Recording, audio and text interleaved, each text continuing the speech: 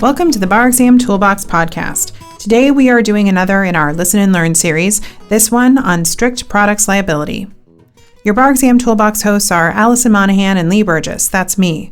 We're here to demystify the bar exam experience so you can study effectively, stay sane, and hopefully pass and move on with your life. We're the co-creators of the Law School Toolbox, the Bar Exam Toolbox, and the career-related website Career Dicta. Allison also runs the Girls Guide to Law School. If you enjoy the show, please leave a review on your favorite listening app and check out our sister podcast, the Law School Toolbox podcast. If you have any questions, don't hesitate to reach out to us. You can reach us via the contact form on barexamtoolbox.com, and we'd love to hear from you. And with that, let's get started.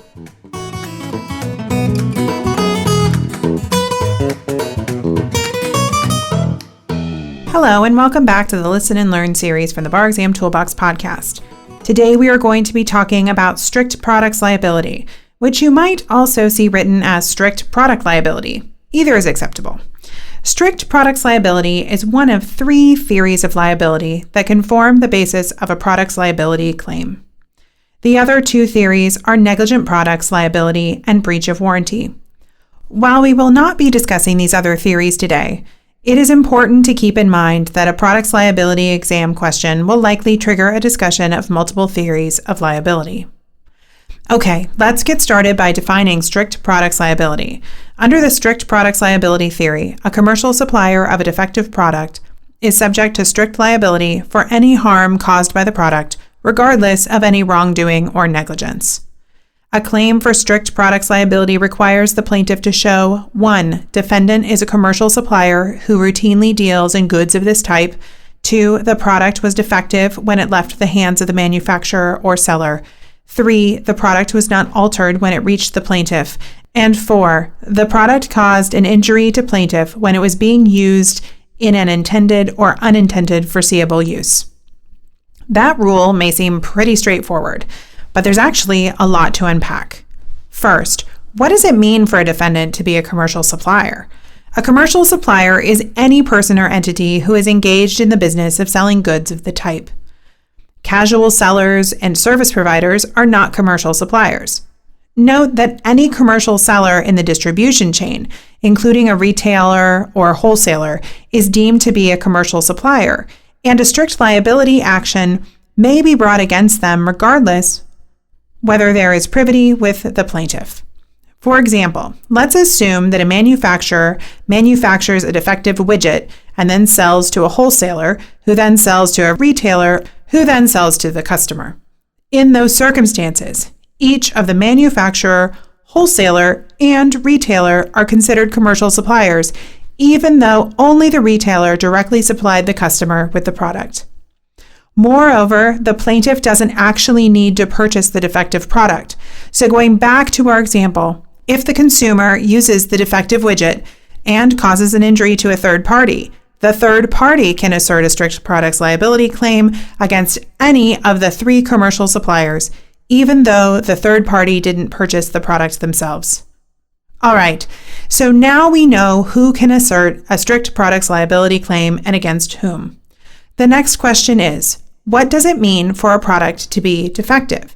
There are three categories of defect: manufacturing defect, design defect, and failure to warn. We'll address each in turn. Evidence of a manufacturing defect requires that 1. The product differs from the intended design, and 2. It is more dangerous than if made properly. For example, let's assume that a manufacturer produces lawnmowers with blade guards. Due to an assembly line issue, a number of lawnmowers are produced without blade guards, and one of those lawnmowers causes injury. That constitutes a manufacturing defect because the defective lawnmower was more dangerous because it deviated from the intended design. In contrast, a design defect exists if there was a way to build the product that 1. Is safer, 2. Is more practical, and 3. Has a similar cost. When a design defect is alleged, the trier of fact must balance the alternative designs available, including their cost and effect on utility, against the risk to customers.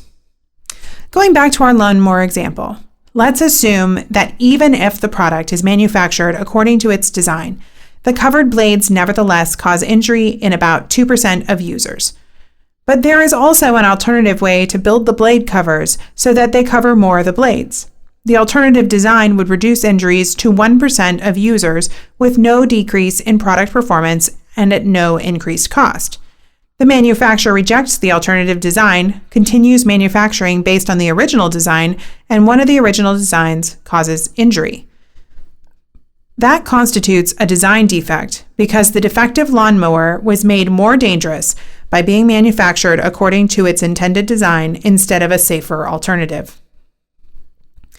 Evidence of a failure to warn requires that 1. The plaintiff was not warned of the risks regarding the use of the product, 2. Which are not obvious to an ordinary user but known to the designer manufacturer. A warning must be proportionate to the risk involved with normal use of the product. Going back to our lawnmower example, let's assume that there are no safer design alternatives to the original design, which means that no matter what, a lawnmower is going to cause injury in about 2% of users. The lawnmowers do not contain a warning, even though the danger of injury from covered blades is known to the manufacturer and is not obvious to an ordinary user. That constitutes a failure to warn defect, because the product, while inherently dangerous, is made even more dangerous by the fact that the consumers are not warned of the danger. Okay, that's it for our rules. So let's move on to our first hypo. This one is adapted from the February 2013 California Bar Exam. Darla is in the pest control business. She develops and produces fumigation gas for her own use. She also sells the gas to customers. Some of her competitors do not sell gas to customers because consumers sometimes do not follow safety instructions. Darla sold a container of fumigation gas to Albert for use in ridding his apartment of insects. Although she had intended to produce gas of standard toxicity, she had unknowingly produced gas of unduly high toxicity. Albert used the gas and succeeded in killing all the insects in his apartment. Because he used the gas carelessly, some made his way into the apartment of his neighbor, Paul. The gas caused Paul to suffer serious lung damage and to fear that he would contract cancer as a result. Is Darla liable to Paul? Discuss. All right, it's immediately clear that we're in products liability territory because Paul is seeking to hold Darla liable due to injuries caused by a product, fumigation gas. On an exam, you would want to consider each of the 3 theories of products liability and determine which of the 3 were applicable. But we're just going to deal with strict products liability for today. The first element of strict products liability requires us to determine whether Darla is a commercial supplier who routinely deals in goods of this type. Here we're told that Darla develops and produces fumigation gas for her own use. That alone would not make her a commercial supplier. But we're also told that she sells the gas to consumers. And in this case, she sold the gas to Albert. That makes her a commercial supplier. Remember that it doesn't matter that Paul didn't purchase the gas from Darla himself. Paul was injured by the gas and can still sue Darla under the strict products liability theory. The second element requires us to determine whether the gas was defective when it left Darla's hands, and if so, whether it suffered from a manufacturing defect, a design defect, or a failure to warn. We'll start with manufacturing defect. We know that a manufacturing defect requires evidence that 1. The product differs from the intended design, and 2. It is more dangerous than if made properly. Here we're explicitly told that the fumigation gas differed from the intended design. Darla intended to produce gas of standard toxicity, but unknowingly produced gas of unduly high toxicity. The fact that the gas was more toxic than intended means that it was more dangerous than intended. Accordingly, Paul will be able to show that the gas suffered from a manufacturing defect. Now, what about the other 2 categories of defect? We have been given no information about the design of the gas Darla intended to produce other than it was of standard toxicity. There is also no indication here that Darla was aware that she was selling gas with higher than normal toxicity and failed to provide a warning. All we know is that the gas that injured Paul deviated from Darla's intended design, so it doesn't look like design defect or failure to warn is at issue in this question. Now that we have established a manufacturing defect, we need to move on to the third element, which requires us to determine whether the gas was altered when it reached Paul. While we're told that Albert used the gas carelessly, there is no indication here that Albert altered the gas in any way, so this element is satisfied as well. The fourth and final element requires us to determine whether the product caused Paul's injury. As with negligence claims, both actual and proximate cause must be shown. There's no question here that the defective gas was the actual cause of Paul's injury, but for the increased toxicity of the gas, Paul would not have been injured by Albert's use of the gas, or at least not to the extent that he was. But what about proximate cause? We know that Albert was careless in using the gas, but the facts suggest that this misuse was foreseeable. Specifically, we're told that some of Darla's competitors do not sell gas to consumers because consumers sometimes do not follow safety instructions. Because Albert's careless use of the gas was foreseeable, the gas was the proximate cause of Paul's injury. Okay, that's it for that hypo. That hypo allowed us to work through a full analysis of a manufacturing defect, but it didn't allow us to get into the other kinds of defects. So let's do one more. This one is adapted from the February 2006 California Bar Exam. Autos Inc. manufactures a two-seater convertible, the Roadster. The Roadster has an airbag for each seat. Autos Inc. was aware that the airbags can be dangerous to children, so it considered installing either of the two existing technologies. One, a safety switch operated by a key that would allow the passenger airbag to be turned off manually, or two, a sensor under the passenger seat that would turn off the airbag upon detection of a child's presence. Both technologies had drawbacks. The sensor technology was relatively new and untested, and the safety switch technology had the risk that people might forget to turn the airbag back on when an adult was in the seat. The safety switch would have increased the price per car by $5, and the sensor would have increased the price per car by $900. Research showed that most riders were adults and that the airbags rarely hurt children who were properly belted into the seat. No federal or state regulation required either a safety switch or a sensor. Autos Inc. chose to install neither. Oscar bought a Roadster. On his first day of ownership, he decided to take his 10-year-old daughter Chloe to a local ice cream shop. On the way home, Oscar accidentally ran the Roadster into a bridge abutment. The airbag inflated as designed and struck Chloe in the head, causing serious injury. Chloe was properly belted into the seat.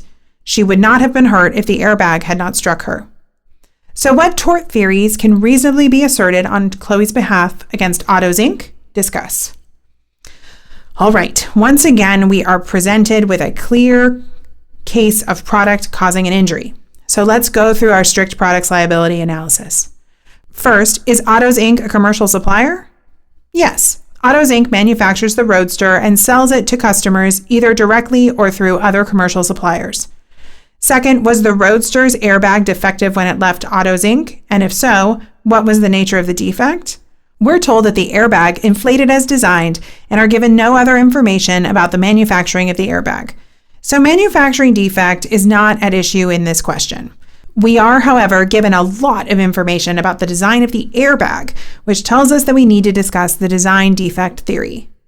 We know that a design defect exists if there was a way to build the product that 1 is safer, 2 is more practical, and 3 has a similar cost. Here we know that there were 2 alternative ways to build the product, one involving a switch that would turn the airbag off, and another involving a sensor that would detect a child in the passenger seat. While the switch was subject to user error, it nevertheless was a practical solution that would have made the car safer for children by allowing the airbag to be turned off.